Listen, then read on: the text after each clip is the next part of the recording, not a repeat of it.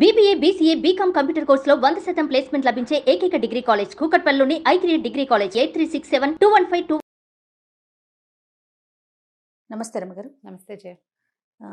రమగారు, మనము సాధారణంగా గుమ్మానికి పసుపు రాసుకోవాలనుకుంటాము. మ్మ్. కలర్లు వేయకుండా చక్కగా వారం వారం పసుపు రాసుకుంటే చాలా మంచిదని. అంతెందుకండి, మనం లాస్ట్ 2 years నుంచి ఎదుర్కొంటూ ఉన్నాము. ఒక మహమ్మారి మనల్ని పట్టి పీడిస్తూ ఉంది కదా. సో పసుపుని బాగా వాడాలి, వంటలు ఎక్కువగా ఉపయోగించాలి, ఆవిరి పట్టడానికి కూడా వాడుకోమని చెప్తూ ఉంటారు. కొన్ని పచ్చళ్ళాటల్లో కూడా ఎక్కువగా మనం పసుపుని వాడుతూ ఉంటాం కదా. ఇదివరకు కూడా ఈ పసుపు వినియోగం ఇలాగే ఉండేదండి. ఉండేది. పసుపు క్రిమిసంహారిణి కదా. ఇంట్లో కూడా మనం నీళ్లు చల్లుకుంటాం, వారం వారం పసుపు పసుపు నీళ్లు చల్లుకోవడం, శుక్రవారం పసుపు నీళ్లు చల్లటం, అవును, కళ్ళాపు చల్లేటప్పుడు చిటికెడు పసుపు వేయటం. అందులో వేసుకోవటం. పసుపులో కర్క్యూమిన్ అని ఒక ఇది ఉంది, కెమికల్. ఏదో అలా అంటారు, నాకు అలా గుర్తుంది, కర్క్యూమిన్ అనే. అయితే దీంతో ఇది మనకి శుద్ధి చేస్తుంది, అంతఃశుద్ధి బాహ్య శుద్ధి కూడాను. ఓకే. చాలా హెల్త్ పరమైన ఉపయోగాలు చాలా ఉన్నాయి. ఈ క్రిమి సంహారిణి అవ్వటం వల్ల లో లెవెల్ ఒక లెవెల్ వరకు బ్యాక్టీరియాని కంట్రోల్ చేస్తుంది, తర్వాత వైరస్లను కూడా కొంత కంట్రోల్ చేస్తుందని చెప్తారు. భోజనం చేశాక ఇదివరకటి రోజుల్లో ఇలా చేసేవాళ్ళం, అన్నాలు తిన్నాక కంచాలు తీసేసి ఆ మెతుకుల మీద పసుపు నీళ్లు చల్లి, ఆ నీళ్ళు మెతుకులన్నీ తీసేసి పసుపు నీళ్లు చల్లి తుడుచుకునేవాళ్ళు. లేదా పేడతోటి, ఆవు పేడ, రోజు ఆవు పేడ తెచ్చిపెట్టేవారు, పేడతోటి శుద్ధి చేయటం ఆ ప్రాంతాన్ని. అప్పుడు ఈ ఫుడ్ పార్టికల్స్ కింద పడడం వల్ల ఏదైనా బ్యాక్టీరియా డెవలప్ అయితే, శిలీంధ్రాలు లాంటివి అంటే బూజు లాంటిది ఏదైనా డెవలప్ అయితే వాటితోటి వచ్చే సమస్యలు రాకుండా ఉండటం కోసం విస్తారంగా పసుపు నీళ్లు వాడేవాళ్ళు. మా చిన్నతనంలో అయితే పీరియడ్స్ స్నానం చేయగానే పసుపు నీళ్ళతోటే పోసేవాళ్ళు. మామూలు మనకి అమ్మాయిలు పెద్దవాళ్ళు అయినప్పుడు కూడా పసుపు బాగా వాడతారు, పసుపు నీళ్లు పోస్తారు.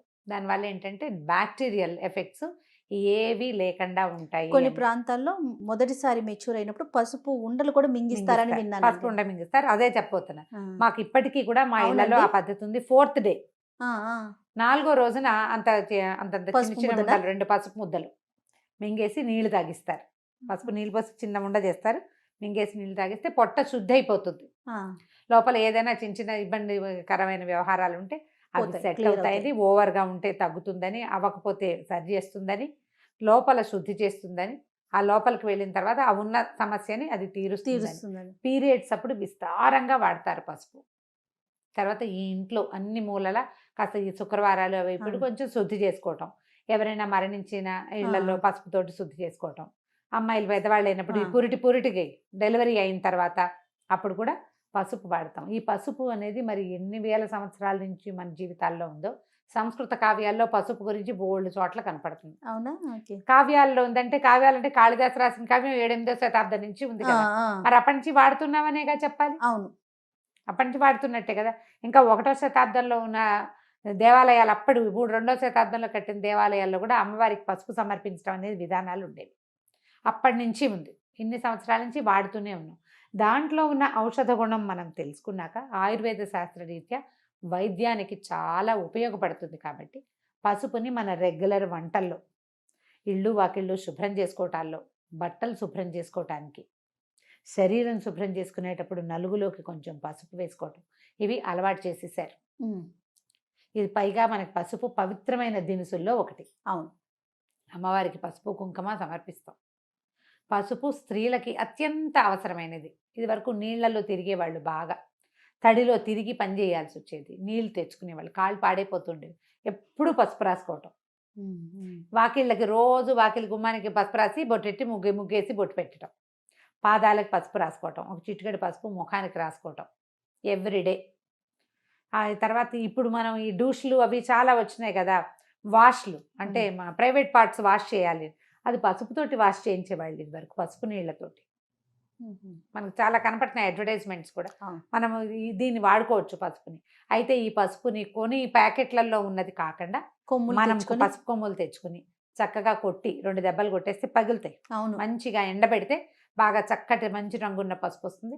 అప్పుడు పసుపుని పట్టి చేసుకోవడం, మిక్సీ చేసుకోవచ్చు. మంచి మిక్సీ ప్రీతి లాంటివి కాస్త బాగా పనిచేస్తారు, వచ్చేస్తుంది. అవును, బాగా చక్కగా వస్త్రకాళితం చేయటమో, లేదా జల్లెడ పట్టడమో, 100వ నెంబర్ జల్లెడ తెచ్చుకున్నామంటే చక్కగా జల్లెడ పట్టేసేసి పసుపు వాడుకోవచ్చు. మనం సొంతంగా పట్టించుకున్నది పట్టినది అయితే హాయిగా లోపలికి తీసేసుకోవచ్చు ధైర్యంగా. అవును, ఆహారంలో వాడుకోవచ్చు, తిరగమాతల్లో తాలింపుల్లో వేస్తాం కదా, పసుపు ఎప్పుడు నూనెలో వేస్తే మంచిది అని చెప్తారు. ఉమ్. కూరల్లో పైన చల్లుతాం కదా, కూరల్లో వేస్తాము, చారులో వేస్తాము, పులుసులో వేస్తాం, పులిహారల్లో వేసుకుంటాము. చాలా తాలింపులు పసుపు లేని తాలింపులే ఉండవు మనకి. అవును ఒక చిటికెడు పసుపు తప్పకుండా వేస్తాం. దానివల్ల ఏంటంటే అలా అందులో ఉన్న కర్క్యూమిన్ వల్ల ఇంత అంతర్గతంగా లోపల ఉన్న పేగులు అవి శుభ్రపడతాయని. ఆహారం శుద్ధి అవుతుందన్న పాయింట్ ఒకటైతే ఓకే. మనకి ఆరోగ్యానికి మంచిది కాబట్టి దీన్ని వాడుతూ ఉంటాం. ఒకవేళ మనకి గుమ్మానికి పసుపు రంగు ఉన్నప్పటికీ కనీసం శుక్రవారాలైనా వాకిలి గుమ్మాల దగ్గర శుభ్రంగా కాస్త పసుపు రాసి కనుక బొట్టు పెడితే బయట నుంచి చెప్పుల ద్వారా వచ్చేటువంటి బ్యాక్టీరియాని మనం కొంత నిరోధించగలుగుతాం. పసుపు కొమ్ములు వాడుకోవటం. పసుపు కొమ్మరది తమిళనాడు సాంప్రదాయం నీకు తెలిసిందేగా. పసుపు అరగదీసి పసుపు అరగదీసి పూసుకుంటారు, విపరీతంగా పసుపు రాసుకుంటారు. వాళ్ళని పసుపుగా ఉంటాయి ఎక్కువ భాగం. కనిపిస్తుంది. సూత్రాల తాళ్ళు కూడా పసుపుగా ఉంటాయి. ఈ స్నానాలు చేసేటప్పుడు శుక్రవారం తలంట్లు పోసుకునే వాళ్ళు, శనివారాలు తలంటి పోసుకునే వాళ్ళు ఉంటారు కదా, సున్ని పిండిలో తప్పకుండా పసుపుని వేసుకుంటే శరీరం మీద మచ్చలు అవి తగ్గిపోతాయి. హెయిర్ గ్రోత్ తగ్గుతుంది అంటారు కానీ ఏమో అదంతా బాగా అనిపించదు నాకు. కానీ కొంచెం కలర్ చక్కగా ఉంటుంది, శరీరపు రంగు బాగుంటుంది. అంతంత పసుపు వేసుకుంటే ఎల్లో కలర్ వస్తుంది. ఒక చిటికెడు పసుపుని కూడా యాడ్ చేసుకుంటే కనుక పసుపు చాలా విధాలుగా ఉపయోగపడుతుంది. రమ్మగారు ఏ వయసు వారు తీసుకోవచ్చు అంటారు పసుపు? ఉండలు ఈ పిల్లలు పెద్ద మనిషి అయిన వయసు అప్పటి నుంచి కూడా చూసుకోవాలి. మనకి అతివేడి చేస్తుంది కొంతమందికి, యూరిన్ బర్నింగ్ లాంటివి వస్తాయి. అలాంటివి ఏమీ లేకపోతే పొట్టలో ఏదైనా ఇబ్బంది ఉంది అని అనిపిస్తే కనుక అప్పుడు తప్పకుండా వేయచ్చు. మెనోపాజ్ స్టేజ్లో కూడా వేసుకోవచ్చు. మనకి పీరియడ్కి సంబంధించినవి, గర్భాశయానికి సంబంధించిన వ్యాధులు ఏ ఉన్నా సరే మంచి పసుపు ఇంట్లో పట్టుకున్నది 2 కుంకుడు గింజలంత ఉండలు, 2 ఉండలు పీరియడ్ వచ్చిన 4th డే స్నానం చేసేస్తారు. పసుపు రాసుకుని స్నానం చేయటం, 2 ఉండలు పొద్దున్నే ఇచ్చేస్తే చాలా బాగా ఉపయోగపడుతుంది. పరగడుపుని తీసుకోవటం, పరగడుపుని వేసేసుకోవటం ఏంది, పిల్లలకి అది అలవాటు చేసేయాలి జయ. పిల్లలకి ఎలా తింటారు, ఎలా మింగుతారు, గొంతు కంఠం పడుతుంది, అడగకూడదు. అట్లా టాబ్లెట్లు మింగరు, అంతే అలాగే అలవాటు చేయాలి. చేస్తే పొట్ట కూడా బాగుపడుతుంది కదా. అదైనా తర్వాత ఇంకొకటి, పసుపుతో నేను రెగ్యులర్గా చేసే 2 రెమెడీలు చెప్తా. అలర్జీ కాఫ్ వస్తుంది కొంతమంది, గట్టిగా ఏదో దుమ్ముకి దగ్గు వస్తూ ఉంటుంది, పొద్దున్న లేవగానే చిక్కి తుమ్ముతూనే ఉంటారు. దానికి భలే బాగా పనిచేస్తుంది పసుపు. పొద్దున్నే హాట్ వాటర్లో 1 చిటికెడు పసుపు, చిటికెడు ఉప్పు వేసుకొని తాగేయండి. ఓకే, చాలా బాగా తగ్గుతుంది. నిద్ర లేవగానే ఆయాసం వచ్చినట్టు ఉండేది నాకు, అలా అనాల్సి వచ్చేది. ఊపిరి ఆడట్లేదు అనిపిస్తుండేది. ఏదో ఆ పొద్దుటి పూట తెలిమంచుకి దుమ్ము ఎలర్జీ అన్నమాట. ఎంత బాగా పనిచేస్తుందంటే అది 3-4 రోజుల్లో సగం ఎలర్జీలు తగ్గిపోతాయి. ఈ చలి రోజుల్లో ఎక్కువ వచ్చేది. ఈ పసుపు ఉప్పు గనక రెగ్యులర్గా తీసుకుంటే చాలా బాగా. చిటికే నేను చెప్తున్నది, 1/2 స్పూను ఎంత అని అడగండి. 1 కప్పు నీళ్లు, కప్పు మామూలు టీ కప్పు ఉంటుందా, కప్పు వేడి నీళ్లు, దాంట్లో ఇంతే. ఇట్లా చిటిక అంటే ఎంత, ఇంతే కదా, ఇదే కదా చిటిక. ఇట్లా 2 వేలతో తీయండి, ఎంత వస్తుంది అది వేసేయండి, అంతే. ఉప్పు వేయండి. దాని రుచి కోసం వాటి కోసం ఆలోచించద్దు, కేవలం ఆరోగ్యాన్ని గురించి ఆలోచించండి. ఇందులో నిమ్మరసం వేసుకోవచ్చా, తేనె వేసుకోవచ్చా ప్రశ్న లేదు. దీని రెమెడీ ఇంతే. ఓకే, నిజంగా కాఫీ పొడితో చేతులతో ఇంకోండి అని చెప్తే టీ పొడి వాడచ్చా అని అడుగుతారు. అలా అడుగుతున్నారని ఈ మాట చెప్తున్నా. వేరే ఏ యాడిషన్స్ చెయ్యొద్దు. వేడి నీళ్ళల్లో ఇది వేసుకొని ఉప్పు పసుపు ఎంత బాగా పనిచేస్తుందో. అయితే మన దగ్గర మనం హల్దీ వాళ్ళ దూదు తాగే విధానం లేదు, మనం వాడం దాన్ని. అవునవును, నార్త్ ఇండియన్స్ బాగా వాడతారు. ఏమైనా దెబ్బలు తగిలితే పాలల్లో పసుపు వేసుకుని తీసుకోవటం. మనం అంత విరివిగా పసుపు తీసుకునే విధానం లేదు. ఈ అలర్జీస్ కూడా మనకి అలర్జీ ఉన్ననాళ్ళు వేసుకోవటం, తగ్గిపోతే మానేయాలి. ఈ పీరియడ్ సమస్యలు కూడా సమస్య ఉన్న వాళ్ళే వేసుకోవాలి. ప్రతి నెల మనకు అవసరం ఉన్నా లేకపోయినా వేసుకోకూడదు. అవసరం ఉంటేనే. సమస్య బాగా ఇబ్బంది పడుతుంటే మనం సాధారణంగా ఒక 5 days డిశ్చార్జ్ నార్మలు, చిన్న పొన్న క్లాటింగ్ నార్మలు, ఓ పూట కొంచెం కడుపులో నొప్పి రావటం నార్మలే. ఇది కాకుండా ఎక్సెసివ్ బ్లీడింగ్ కానీ, లేకపోతే అస్సలు లేకపోవటం కానీ, విపరీతమైన క్లాటింగ్ కానీ, తల్లకిందులైపోవటం కానీ, ఇలా జరిగితే మనం పని చేయలేకపోవటం కానీ, అవి సమస్యలు. వాటికి ఎట్లాగో మనం డాక్టర్ని చూస్తాం, గైనకాలజిస్ట్కి వెళ్తారు. ఇవి ఎప్పుడు ఉండేవే ఎందుకు అనుకుంటే ఇది ట్రై చేసి చూడండి.